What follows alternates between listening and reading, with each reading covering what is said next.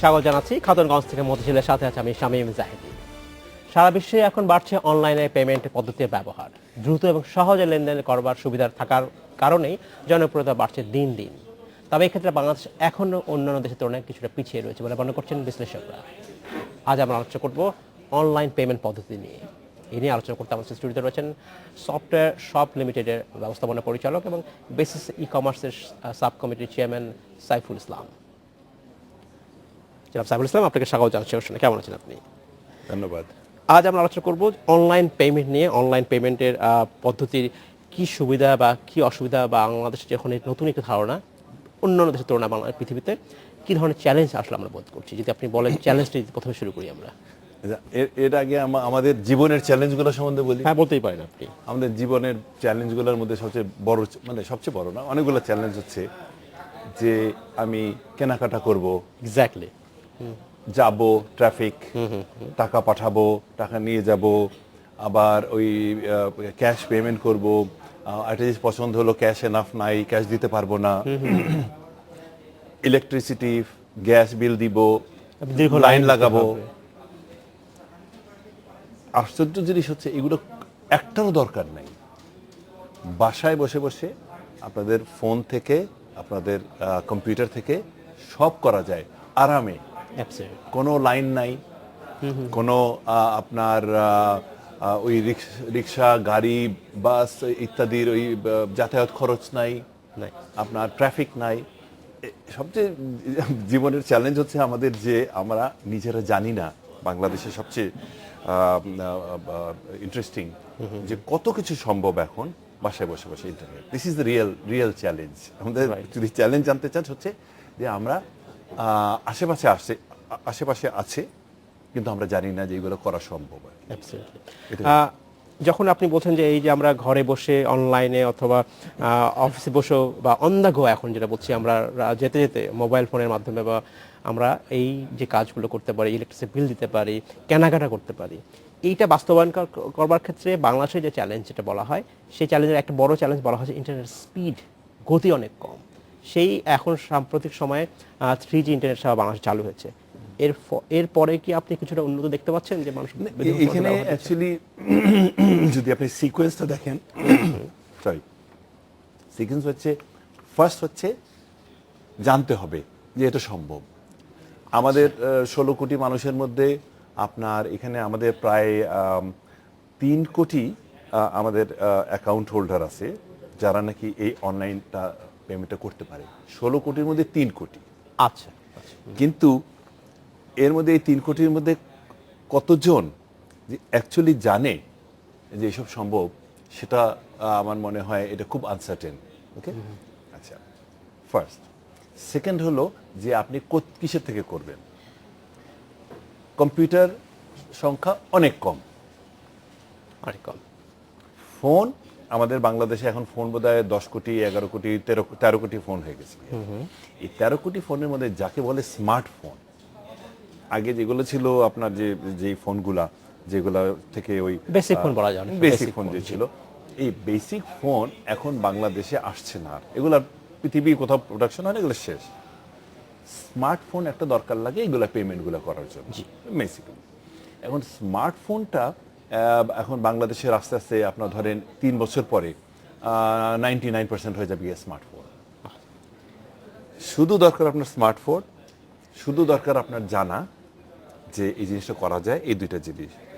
আর আমরা আমাদের SSL আমাদের যে কোম্পানি, আমাদের কাজটা হচ্ছে আমরা বাংলাদেশের মানুষের বিড়ম্বনা গুলা বুঝি। এই বিড়ম্বনার সব বিড়ম্বনা তো আমরা সারতে পারবো না, সবটা পারা সম্ভব না, কিন্তু পেমেন্টের ব্যাপারে যেখানে নাকি ক্যাশ আদান প্রদান করতে হয়, এবং সেই স্পেসগুলার অনেকগুলা এরিয়াতে আমরা ওই বিড়ম্বনাগুলো আমরা প্রায় নিয়ার জিরো করে ফেলতে পারি। Absolutely. বিকজ আপনি চিন্তা করে দেখেন যে আপনি কালকে চিটাগং যাবেন ঢাকা থেকে, আপনি টিকিট কিনতে চান, অবশ্যই আপনি রাতের বেলা 12টার সময় ডিসাইড করলেন, ট্রাভেল এজেন্সি তো অবভিয়াসলি বন্ধ, অবভিয়াসলি বন্ধ, আপনি বাসায় আপনার ল্যাপটপ থেকে বা আপনার স্মার্টফোন থেকে আপনি টিকিট করে ফেলতে পারছেন। হ্যাঁ সম্ভব। সো মানে কতখানি একটা একটা মানে শিফট হয়ে গেছে যে আপনার পসিবিলিটিগুলো, ইউনিভার্সিটি ফি, স্কুল ফিস, রাইট। এটা একটা টোটালি এটা নিউ আপনার নিউ ডাইমেনশন টু, যেটা নাকি লাইফটাকে অনেক কনভিনিয়েন্ট করে দেয়। আপনি যেটা বলছেন যে আমাদের জানতে হবে, আপনি যে কথা বলছেন যে সমস্যা আছে জানি, কিন্তু সমাধানও আছে, কিন্তু আসলে সমাধান যে করা যায় এইভাবে বিকল্প পদ্ধতিতে সেই কথাটা জানতে হবে।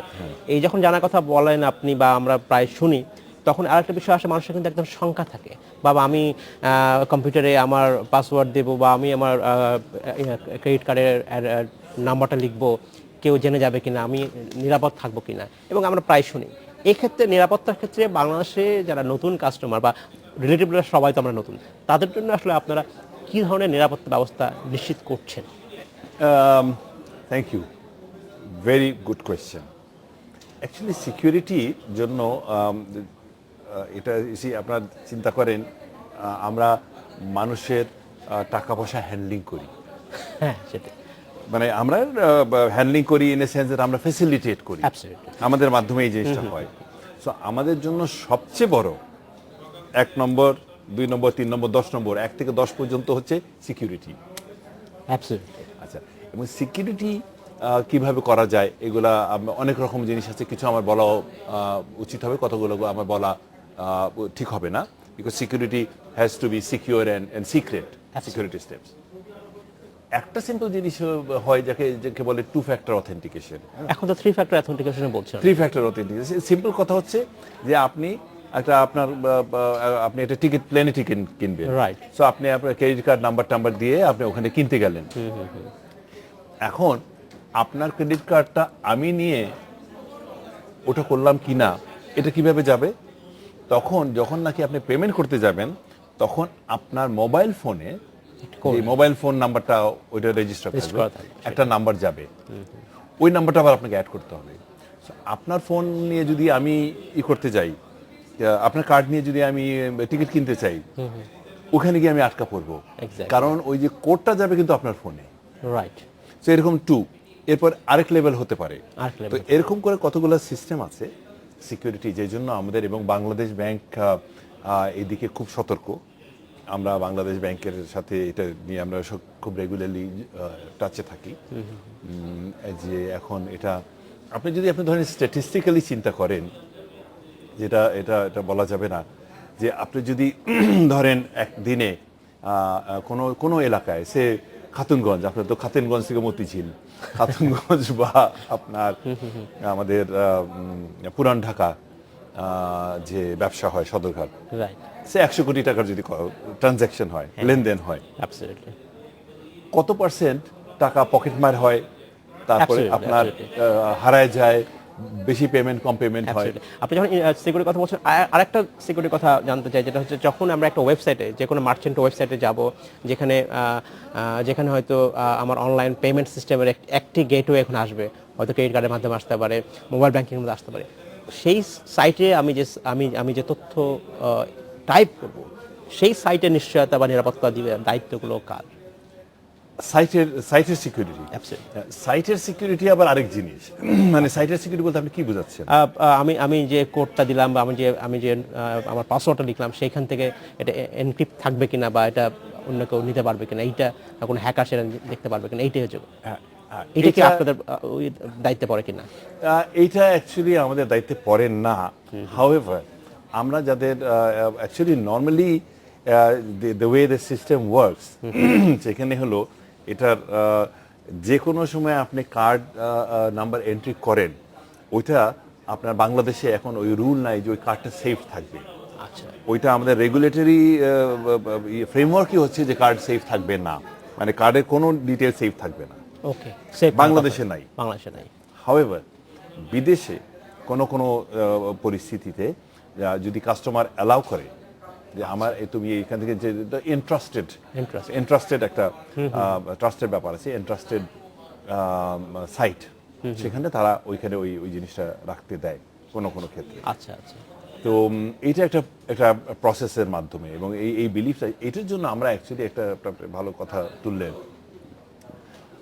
বেসিস, আমাদের যে সফটওয়্যার অ্যাসোসিয়েশন, বেসিসের একটা সাব কমিটি আছে, ই কমার্স সাব কমিটি, জি। যেখানে আমি যেটা আপনি চেয়ারম্যান। চেয়ারম্যান। হ্যাঁ, তো আমরা বেসিস থেকে আমরা উই আর মুভিং টুয়ার্ডস এই সর্ট অফ রিহ্যাব, যেমন আছে, যেমন তারা অ্যাপার্টমেন্ট যারা Real বানায়, estate, right, তাদের real estate. রিহ্যাবের তাদের কিছু রিহ্যাব মেম্বার হলে তারা ওদের বলে যে মেম্বার রিহ্যাব। তাতে বোঝা যায় যে এখানে যদি কোনো ডিসক্রিপেন্সি হয়, কোনো কিছু হয়, ওখানে একটা একটা জায়গা আছে At যেখানে least আপনি একটা বিচারের complaint করা জন্য- যাবে, জি। হ্যাঁ, আমরা ওই সার্টিফিকেশনটা আনতে চেষ্টা করছি, যে যারা আমরা বাংলাদেশে, আমরা হয়তো গভর্নমেন্টের সাথে এটা মুভ করব, জি। যে ই কমার্সের মধ্যে যারা যাবে তাদের আমাদের এই বেসিস থেকে, বা আমাদের আরো কয়েকটা প্রতিষ্ঠান আছে, Right. সেখান থেকে এই সার্টিফিকেশনটা নিতে হবে। এই সার্টিফিকেশনটা নেওয়ার জন্য এই প্রতিষ্ঠানগুলো বেসিস ধরেন, তারা কিছু কন্ডিশন দিয়ে দিবে, যে আপনারা যদি ই কমার্সে বিক্রি করতে চান, তাহলে এই সার্টিফিকেশন আপনার রিটার্ন পলিসিটা কি হবে। অ্যাবসলিউটলি। আমি একটা জিনিস কিনলাম, আমি একটা টাই কিনলাম হ্যাঁ, হ্যাঁ, আপনার থেকে, হতেই পারে। আমি দেখলাম যে টাইটা যখন নাকি আসলো আমার কাছে, টাইটা ছেঁড়া। এখন এটার, আমি কিনতে চাই না, তখন সেটা কি হবে আসলে? হ্যাঁ, তো এই এই টাইটা ছেঁড়া, তখন পলিসিটা কি হবে। রাইট। তো এই পলিসি কতগুলো জিনিস আমরা ফ্রেমওয়ার্ক আমরা সেটেল ডাউন করতে চেষ্টা করছি আর কি। Absolutely absolutely. ধন্যবাদ জনাব সাইফুল ইসলাম। আমাদের সময় হচ্ছে একটা বিরতিতে যাবার, ফিরে এসে আপনার কথা বলবো আপনার সাথে আবারও।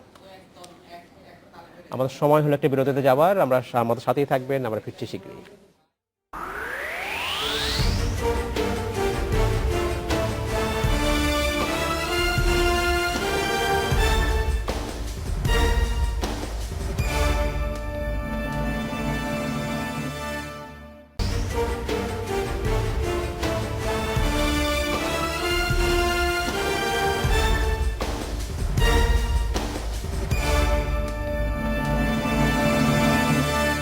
স্বাগত আরেকবার খাতুনগঞ্জ থেকে মতিঝিলে। আজ আমরা আলোচনা করছি অনলাইন পেমেন্ট পদ্ধতি নিয়ে।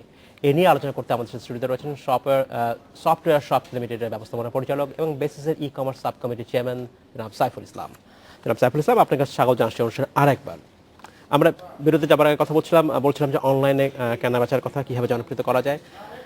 যখন একদম রিসিভিং এন্ডে যারা আমরা কাস্টমার আছে, তারা হয়তো আমাদের সচেতনতার প্রয়োজন আছে, তাদের অভ্যস্তের প্রয়োজন আছে, কিন্তু আরেকটা মার্চেন্টেরও কিছু প্রয়োজনীয়তা রয়েছে, কারণ সকল মার্চেন্ট কিন্তু অভ্যস্ত নয় বা জানে না তারা কীভাবে ই কমার্স করতে হবে।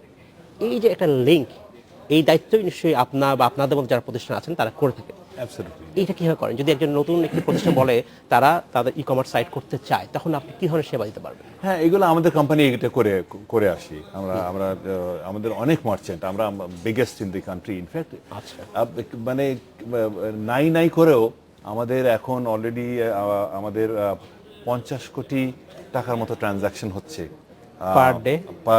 পার মান্থ এখন। Per month. It's just slow right. প্রায় 50,000 ট্রানজাকশন হচ্ছে আমাদের পেমেন্ট গেটওয়ের মাধ্যমে। সো হচ্ছে। তবে হ্যাঁ, ওয়েবসাইটের ব্যাপারে অ্যাকচুয়ালি দুটো জিনিস আছে। একটা হচ্ছে যে ওয়েবসাইট আমরা করি, হ্যাঁ, আর একটা কনসেপ্ট কিন্তু আছে, সেটা হলো যদি কেউ এই ওয়েবসাইটের ঝামেলা, কারণ ওয়েবসাইট যখন করেন এটা খুব ভালো জিনিস, কিছু মেইনটেনেন্স খরচ আছে। আরেকটা আছে যে মার্কেট প্লেস। মার্কেট প্লেস, ধরেন আপনার জুতার, আপনার প্রোডাক্ট হচ্ছে জুতো, রাইট। তো কিছু কিছু সাইট আছে যেখানে আপনি জুতা, প্রত্যেকের জুতাই ওখানে আছে। কেউ যদি জুতা কিনতে চায়, ওইখানে গেলে সে ধরেন মেন শুজ, রাইট, আপনি দেখবেন ওই সব কোম্পানিরই ওখানে জুতাগুলো ওখানে আছে। ওখানে আছে। অ্যান্ড বা আপনি লেডিস শু কিনলেন, বা আপনি ঘড়ি কিনবেন, বা চশমা কিনবেন, what ever it is, Right. অনেক। সো এই দুই রকম, আপনি ওয়েবসাইট করেও করতে পারেন, আর ওয়েবসাইট না করেও আপনি করতে পারেন। রাইট। আর আরেকটা জিনিস আমি বলি, তো এই মার্চেন্টরা যারা নাকি ব্যবসায়ীদের মধ্যে, এখানে একটু ডিসিপ্লিন লাগে, যেটা নাকি, কিন্তু মানে যা ডিসিপ্লিন যেটা করতে হবে, যে আপনি যে নিজেকে যে একটু অর্গানাইজ করবেন, এই অর্গানাইজেশন করার যে কষ্ট, এই কষ্টের সাথে যে আপনি রিওয়ার্ড, অনেক বেশি তুলনামূলকভাবে। আচ্ছা, কিভাবে কষ্টটা করতে হবে, আপনার যে পণ্য আছে, আপনার যে আইটেমটা আছে, সেই আইটেমের একটা ছবি তুলতে হবে, একটা প্রাইস দিতে হবে, এবং এটার স্টকটা আছে কিনা এটাকে Maintain রেগুলারলি করতে- খেয়াল এটা রাখতে হবে, maintain স্টক মেনটেন করতে হবে। কারণ আপনার যদি কেউ কেউ পছন্দ করে আপনার পেমেন্ট করতে আসে, তখন দেখা গেল পেমেন্ট করে দিল, আপনি যে product নেই। প্রোডাক্ট নেন, তখন কিন্তু আপনার একটা মার্কেটে বদনাম হবে যে এক্স দোকান, তার ওখানে তো এইগুলা সব রাখে, ছবিগুলা রাখে, কিন্তু তার মাল থাকে না। Right right. সো এটা এই ডিসিপ্লিন। কিন্তু আপনি দেখেন কনভার্সলি, আপনি চিন্তা করেন এই জিনিসটা সারা পৃথিবীর মানুষ দেখতেছে। ঈদের সময় মানুষ gift বিশাল করতে চায়। মার্কেট প্লেস তার, না, the world is the market. World is a market place, exactly. আপনার এখানে আপনার বিদেশে আত্মীয় স্বজন থাকে, আপনাকে একটা গিফট পাঠাতে চায়, ওখান থেকে ক্লিক করে আপনি দেখবেন হঠাৎ করে আপনার বাসায় একটা গিফট চলে আসছে। রাইট। এবং আপনার আরেকটা জিনিস যেটা আছে, ধরেন ইলেকট্রিসিটি বিল ব্যাপারে যে বিদেশে যারা থাকে, অনেকে যারা টাকা পাঠায়, আমাদের তো রেমিটেন্স একটা বিরাট বড় জিনিস। তো এই রেমিটেন্সের জন্য যে টাকাটা আসে, এই অনেক সময় ফ্যামিলির বাবা মার খরচ ইত্যাদি, দেখাশোনার খরচ, ফ্যামিলির ইলেকট্রিসিটি, গ্যাস বিল পেমেন্ট, তো এই টাকাটা ক্যাশ পাঠায়। রাইট। এখন অনেক সময় ক্যাশ যাকে দেয় সে এটা হয়তো গাফিলতি করে বা যে কারণে হোক দেয় না, সে 1 বছর পরে মিডল ইস্ট থেকে আসলো, দেখলো যে তার তো বিশাল বিল জমে গেছে। বিল জমে গেছে ইত্যাদি। এখন সে ওখান থেকে কিন্তু করে ফেলতে পারছে, absolutely absolutely. So this is another part of it. আমি আরেকটা বিষয় আপনার বিশ্লেষণ করতে চাচ্ছি যে এসএসএল কমার্স বা এই জাতীয় প্রতিষ্ঠানগুলো সাধারণত পেমেন্ট গেটওয়েটা আসলে কি কি ভাবে পেমেন্ট করতে পারে? আমরা জানি যে credit card, debit card, mobile banking, আর কি? সব credit card, debit card, even bKash যদি আপনার অ্যাকাউন্ট থাকে, এবং আপনার যদি কোনো ব্যাংক অ্যাকাউন্ট থাকে, জি। তা আপনি এবং যদি সেটা ইন্টারনেট ব্যাংকিং থাকে, সেটাও হতে ইন্টারনেট ব্যাংকিং থাকে, Internet বাট এখন banking, মোটামুটি সবাই ইন্টারনেট ব্যাংকিং এর দিকে চলে যাচ্ছে। আচ্ছা আচ্ছা। রিয়েলিস্টিক্যালি অ্যাকচুয়ালি আপনি ওই সেটাই বললাম যে প্রায় 3 কোটি আমাদের জনগণ আছে যারা নাকি তাদের এই যে যতগুলো কার্ড, ব্যাংক অ্যাকাউন্ট, বিকাশ অ্যাকাউন্ট, তারপরে মোবাইল ব্যাংকিং কিছু না অ্যাকাউন্ট, কিছু আছে। কিছু না কিছু আছে, এবং সবগুলো আমরা হচ্ছে হাব, আমরা হচ্ছে সবার সাথে কানেক্টেড, Yes. এবং আমরা মার্চেন্টদের সাথেও কানেক্টেড। আরেকটা জিনিস যেটা আমি আপনাকে বলবো, খুব ইন্টারেস্টিং, এটা ইম্পর্টেন্ট আমাদের দেশের জন্য। জি। আমরা রিসেন্টলি সাইন করলাম অ্যাপোলো হসপিটালের সাথে। আচ্ছা। আমি বলি এটা, সেটা হলো অ্যাপোলোর এখন আপনার যদি কেউ অ্যাপয়েন্টমেন্ট করতে চায়, আগে তো ওখানে যেতে হতো, ওখানে লাইনে দাঁড়াও, ফোন করো, ফোনের মধ্যে তো কিউ থাকে, ফোন পাওয়া, সেটা ইন্টারনেটে যাবেন অ্যাপোলো হসপিটালের সাইটে, কোন ডিপার্টমেন্ট, মাথা ব্যথা না ঘাড় ব্যথা না ঠ্যাং ভাঙা ইত্যাদি, হোয়াট এভার ইট ইজ, কোন ডাক্তার চাই, ডাক্তার চুজ করবেন, কয়টার সময় আপনি অ্যাপয়েন্টমেন্টটা চান, সবই আসলে অনলাইনে করা সম্ভব। এবং ডাক্তারের যে অ্যাপয়েন্টমেন্টের যে ফিজ আপনি বাসা থেকে করে গেলেন। আচ্ছা। সো রেজাল্টটা কি, আপনি গেলেন ওখানে, যাওয়ার আপনি ওই অ্যাপয়েন্টমেন্টের কয়েক মিনিট আগে গেলেন, everything is taken care of, আপনি সোজা ঢুকে যেতে গেলেন। অ্যাবসলিউটলি। এটা কিন্তু দিস ইজ দি, যাকে বলে টিপ অফ দি আইসবার্গ। আচ্ছা। কারণ নেক্সট স্টেজে ধরেন কেউ একটা ব্লাড প্রেশারের রোগী, ব্লাড প্রেশার তার নর্মালি যাদের আছে তাদের হয়তো অনেক সময় সকাল বিকাল কিছুদিন অবজার্ভ করতে হয়। রাইট। সকাল বিকাল অবজার্ভ করে আমরা একটা অ্যাপ্লিকেশন ডেভেলপ করছি, যদি সে ওই অ্যাপ্লিকেশনের মধ্যে, ফোনের মধ্যে এন্ট্রি করে রাখে, এই রেকর্ডটা অটোমেটিক্যালি ডাক্তারের কাছে চলে যাবে। আচ্ছা আচ্ছা। এবং সে মনিটর করে দেখতে পারবে যে হ্যাঁ, আমার এই পেশেন্টের তো এই অবস্থা। আমরা ওয়ার্ক করছি যে ওই ডাক্তার হয়তো কিছু রেকর্ড, ওই ব্লাড প্রেশার রেকর্ড পেয়ে গেল, ভিজিট করতে হবে না, আচ্ছা আচ্ছা। একটা একটা মোটামুটি স্ট্রাকচার করতে হবে, Right. ডাক্তার হয়তো ফোনেই আপনার কনসালটেশনটা করে দিবে। এটা বিশাল মানে বৈপ্লবিক একটা পরিবর্তন আসবে যদি Third আপনারা thing, করতে পারেন। আপনার ফোনে আপনার চেহারা দেখবে, আপনি ডাক্তারের চেহারা দেখবেন, আপনার শুধু কণ্ঠে না, কথায় না, সে একটু আপনাকে দেখেও নিল যে আপনার একটু Absolutely. সো মানে পসিবিলিটিজ আর এন্ডলেস, এবং আমরা ওই ধাপে আস্তে আস্তে আমরা এগোতে চাই। জনাব সাইফুল ইসলাম, আপনাকে অসংখ্য ধন্যবাদ। আজ শেষ করতে হচ্ছে, ভবিষ্যতে নিশ্চয়ই আপনার সাথে আমরা আবার কথা বলবো। ধন্যবাদ আপনাকে, অসংখ্য ধন্যবাদ। এই ছিল আজকের মতো খাতুনগঞ্জ থেকে মধু ছিল, আমাদের সাথেই থাকবেন, দেখা হবে আবার।